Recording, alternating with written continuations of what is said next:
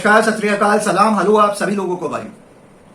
अक्सर मेरे से लोग पूछते हैं कि ये लोग जो यूएपीए एनएसए वगैरह में फाइनली निर्दोष पाए जाते हैं और इनको बाइज्जत बरी किया जाता है, लेकिन 2 साल 5 साल 7 साल, अभी खबर आई है 9 साल बाद एक आदमी को बाइज्जत बरी किया गया।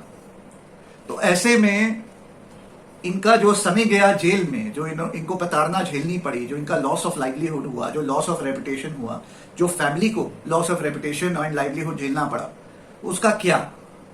तो मेरा जवाब ये है भाइयों कि सुप्रीम कोर्ट की जजमेंट्स हैं, दिल्ली हाई कोर्ट और अन्य हाई कोर्ट्स की जजमेंट है कि ऐसे में जो अक्यूज्ड रहा, जो फाइनली बाइज्जत बरी हुआ, वो स्टेट के खिलाफ कॉम्पनसेशन का केस डाल सकता है और अपनी लाइवलीहुड, लॉस ऑफ रेपुटेशन वगैरह के लिए कॉम्पनसेशन मांग सकता है, जिसमें कोर्टों ने बहुत ज्यादा तो नहीं लेकिन एक आध केसेस में करोड़ रुपए तक की भी कॉम्पनसेशन दी है। लेकिन दिक्कत यह है, कुछ बातें आ जाती हैं। पहला, एक पुरानी कहावत है, स्टोरी शेयर करना चाहूंगा आप लोगों से, कि एक वेट थे, कुत्ते के जानवर के डॉक्टर। उन्होंने अपना क्लिनिक सेटअप किया, पहला दिन काम पे गए, शाम के 7 बजे रिटर्न किए काम करके। बीवी ने पूछा कितनी कमाई हुई?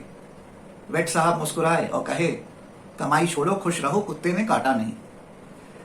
ये लोग जो जेल जाते हैं, प्रताड़ना झेलते हैं, निर्दोष पूरी तरीके से होते हैं और फाइनली कोर्ट इनको निर्दोष पाता है और बाइज्जत बरी करता है।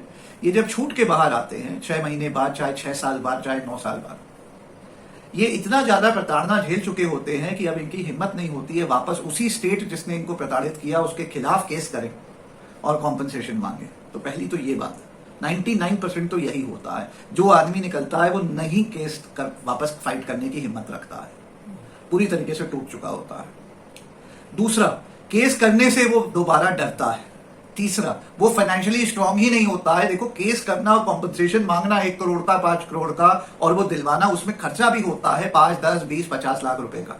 आप 5, 10, 20, 50 लाख रुपए खर्चा करेंगे लीगल कॉस्ट्स में, आपको कॉम्पनसेशन 1, 1.5, 2, 5 करोड़ की मिलेगी। आपको जस्टिस मिलेगा, हक मिलेगा और कॉम्पनसेशन मिलेगा, लेकिन वो करने की उसकी कैपेसिटी नहीं होती है। एंड फाइनली, जो कोर्ट कानून, हमारा जो सिस्टम है, वो भी ऐसे केसेस को अनलेस बहुत अच्छे वकील किए जाए, बहुत अच्छे से केस को प्रेजेंट किया जाए, हमारी कोर्ट सिस्टम भी जो है ऐसे केसेस को बहुत एनकरेज नहीं करती है। कॉम्पनसेशन में कोई बहुत हाई कॉम्पनसेशन देती नहीं है। कुछ जजमेंट्स भी हैं कि कॉम्पनसेशन सिर्फ आदमी को उतनी ही मिलनी चाहिए जितने से उसका खर्चा वगैरह निकले, उसको कोई एनरिच नहीं होना चाहिए कॉम्पनसेशन से। इस किस्म की कुछ जजमेंट्स वगैरह भी हैं। तो इस कारणवश भी सिस्टम ऐसा बना हुआ है कि एक तरफ तो आदमी झेल गया, लेकिन फिर अगर वो कॉम्पनसेटरी क्लेम वगैरह करे तो वो वीक फुटिंग पे रहता है। और जब तक ऐसी चीजें रहेंगी, ये पूरा मिक्स बैग रहेगा कि लोग वापस लड़ेंगे नहीं अपने हक के लिए, अपने कॉम्पनसेशन के लिए, कोर्ट्स ऐसे केसेस को सीरियसली नहीं लेंगे, कोर्ट्स ऐसे केसेस में बड़ी कॉम्पनसेशन देंगे नहीं, तब तक ये विशेष साइकिल चलती रहेगी कि निर्दोष लोगों को उठाते जाए रहेगा, प्रताड़ित किया जाएगा, सालों को जेल में रहेंगे और ये साइकिल चलती रहेगी। ये साइकिल टूटेगी तभी जब एक ऐसा निर्दोष आदमी जब निकले, एक वो निश्चय कर ले कि मैं अब लड़ूंगा अपने हक के लिए ऐसी की तैसी, फिर वो बेहतरीन एक वकील का सपोर्ट ले, जो कि ऑनेस्ट हो, जो कि काबिल हो, और फिर वो लड़े और एक लैंडमार्क केस, चाहे हाई कोर्ट से चाहे सुप्रीम कोर्ट से, जिसमें 5, 10, 20, 50, 100 करोड़ रुपया कॉम्पनसेशन दिलाया जाए, ताकि फिर लोगों के लिए रास्ता खुले और स्टेट भी घबराए। और सिर्फ कॉम्पनसेशन नहीं, वो सारे स्टेट के ऑफिसर्स जो कि इस केस में इन्वॉल्व थे और जो डायरेक्टली इन्वॉल्व पाए गए फॉर मैलिशियस प्रोसिक्यूशन, उनके खिलाफ भी एक्शन हो, उनकी नौकरी छीनी जाए, सस्पेंशन हो, सैलरी डॉक की जाए। इस किस्म की चीजें जब होने लगे, तब इस देश में किसी फॉर्म का एक जस्टिस इस विषय पे लोगों को मिलने लगेगा। जब तक वो नहीं होगा तब तक यही साइकिल चलती रहेगी। फेसबुक पे 4 लोग पोस्ट डाल दिया करेंगे कि हाय बेचारे के 9 साल चलेगा, 6 साल चलेगा, लेकिन जो बेचारा है वो लड़ेगा ही नहीं और ये चलते रहेगा। देखिए, अगर भारत को बेहतर भारत बनाना है तो कुछ टफ स्टेप्स तो लेने पड़ेंगे। उसमें हम मदद करना चाहते हैं, मैं मदद करना चाहता हूं, लेकिन हम आ नहीं सकते हैं आपके पास मदद करने। हमारे पे भी कानूनन रिस्ट्रिक्शंस होती हैं। आप ही लोगों को आना पड़ेगा मदद मांगने के लिए और स्ट्रांग होना पड़ेगा हर तरीके से, फिजिकली, मेंटली, फाइनेंशियली भी। अंग्रेजी में कहावत है, want to make an omelette have to break some eggs. आप लोग अगर देखिए, गांधी जी भी जब अंग्रेजों से लड़े तो बिरलास उनको बैक करते थे। जब अन्ना ने आंदोलन किया तो न जाने कहां से फंडिंग आई। किसान आंदोलन इतना स्ट्रांग है क्योंकि जो किसान है पंजाब हरियाणा के हैं सब मल्टी मिलियनर्स हैं। ये लोग कोई दे आर मिलियनर्स, क्योंकि सबने जो है अपनी जमीन बेच बेच के वहां से हाईवे निकल रहा था और सबकी प्रॉपर्टी बिल्कुल गोल्ड हो गई। सबके पास 4-4 फॉर्च्यूनर, 4-4 मर्सिडीज खड़ी हैं, 12-12 ट्रैक्टर्स हैं। ये सब मल्टी मिलियनर किसान हैं। तो ये सब चीजें समझिए। हर चीज में इंसान को स्ट्रांग होना चाहिए और प्रैक्टिकल होना चाहिए, तभी जंग जीती जाती है। कोई जंग में दूसरी तरफ पार्टी तोप लेके आई है, बंदूक लेके आई है, पूरी अपना लश्कर लेके आई है 1 लाख का, और आप जो है वहां पे तो चाकू लेके पहुंच गए हो, कहे लड़ लेंगे, तो ऐसे नहीं होगा। आपको भी तैयारी करनी पड़ेगी।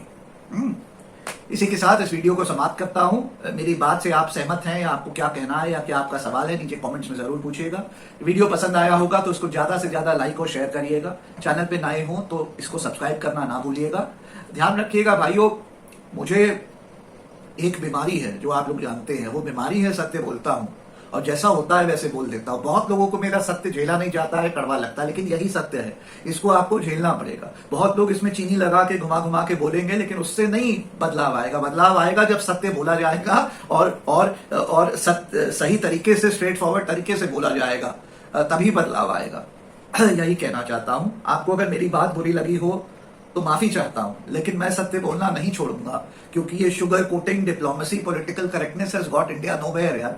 75 साल इंडिपेंडेंस के हो गए, देखिए ना कहां पहुंचे हम लोग, क्या क्या स्थिति है। अभी थर्ड वेव आएगी, देखिएगा 5 लाख लोग मरेंगे, वही हाल होगा। ना ऑक्सीजन मिलेगा, ना अस्पताल बेड मिलेगा, ना डॉक्टर मिलेगा, वही होगा। सोचिएगा इसके बारे में। मेरा सत्य कड़वा बेशक है, लेकिन आपके लिए और देश के लिए अच्छा है, इसीलिए बोलता हूं। अगर मैं भी शुगर कोटिंग करना शुरू कर दूं तो मेरे और ये कांग्रेस के जो बढ़िया कुर्ता पजामा पहन के आते हैं प्रवक्ता लोग जो बोलते हैं, उनमें कोई फर्क नहीं रह जाएगा।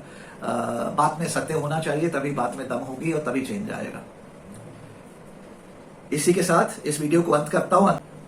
ध्यान रहे, मेरा नया TV channel travel TV by Anupam Tripathi launch हो गया है।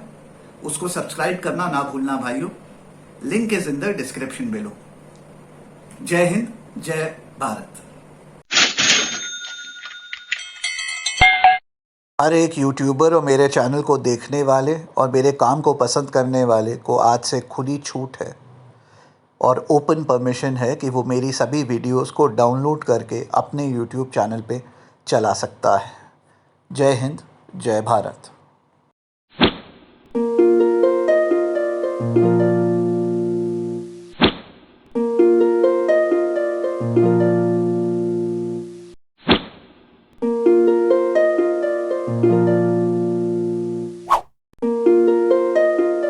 thank you